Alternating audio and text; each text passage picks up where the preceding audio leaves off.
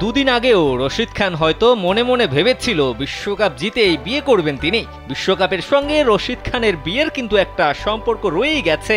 তাই সবাই ভেবে নিয়েছিল 2024 বিশ্বকাপ জিতেই বিয়ের পিঁড়িতে বসতে যাচ্ছেন আফগান এই লেগ স্পিনার। তবে তার হলো কই, দুদিন যেতে না যেতেই পরিবর্তন হয়ে গেল সেই দৃশ্যপট।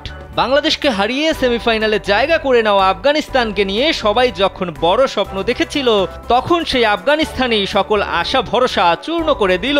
সঙ্গে ভেস্তে দিল রশিদ খানের বিশ্বকাপ জিতে বিয়ে করার পরিকল্পনাটাও। স্যান্ডেলিনা সো, রূপচর্চায় আভিজাত্য। বিশ্বকাপ জিতে বিয়ে করবেন রশিদ খান 4 বছর আগে এমনই এক গুঞ্জন সামাজিক যোগাযোগ মাধ্যমে।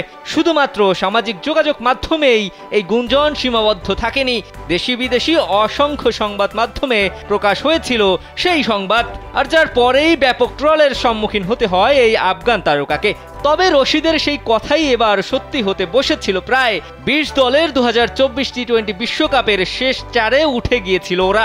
আফগানিস্তান সহ পুরো ক্রিকেট বিশ্ব যখন তাকিয়ে রশিদের স্পিন ভেলকিতে প্রোটিয়া বধের অপেক্ষায়, ঠিক তখন আফগানিস্তান যা করে দেখালো তাতে লজ্জায় মুখ লুকানো ছাড়া এই মুহূর্তে রশিদদের ভিন্ন কোনো পরিকল্পনা থাকারই কথা নয়। বিয়ে তো অনেক পরের কথা। 4 বছর আগে ওঠা সেই গুঞ্জনের কোনো সত্যতা নেই বলে বছর 2 আগেই বাংলাদেশের সিরিজ খেলতে এসে স্পষ্ট করেছিল রশিদ, এটি শুধু গুঞ্জন, মিথ্যা ও বানোয়াট একটি খবর, এমনই মন্তব্য করেন রশিদ। রশিদের সেই কথার পরে গুঞ্জনের সমাপ্তি হলেও চলতি বিশ্বকাপে আফগানিস্তানের সাফল্যের পর আবারও প্রশ্ন ওঠে, রশিদ কি তবে বিশ্বকাপ জিতেই বিয়ে করছেন? তবে সেই সম্ভাবনা আর বাস্তবে রূপ নিল না। রশিদ যদি আসলেই বিশ্বকাপ জিতে বিয়ে করতে চান, তাহলে অপেক্ষা বেড়েছে আরো কয়েক বছরের। এমনকি অনেকে তো প্রশ্ন তুলছে, আর হয়তোবা বিশ্বকাপ জিতে বিয়ে করার শখটা রশিদের পূরণ হচ্ছে না। প্রথমবারের মতো কোনো বৈশ্বিক টুর্নামেন্টের সেমিফাইনাল খেলা আফগানিস্তান এই ম্যাচে যা করলো তাতে লজ্জায় মুখ লুকানো ছাড়া কোনো উপায়ই রইল না। টি-20 বিশ্বকাপ ইতিহাসে সেমিফাইনালে এমন ম্যাচ কখনো দেখেনি সমর্থকরা।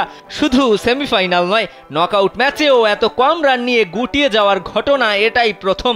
দক্ষিণ আফ্রিকার বিপক্ষে মাত্র 56 রানে অল আউট হয়ে বিশ্বকাপের রং হারানোর দায় এখন দুদিন আগেই যাদের ভাসানো হয়েছিল প্রশংসার জোয়ারে, সেই আফগানিস্তানের কাঁধে। দিবাকর চৌধুরী, কালবেলা।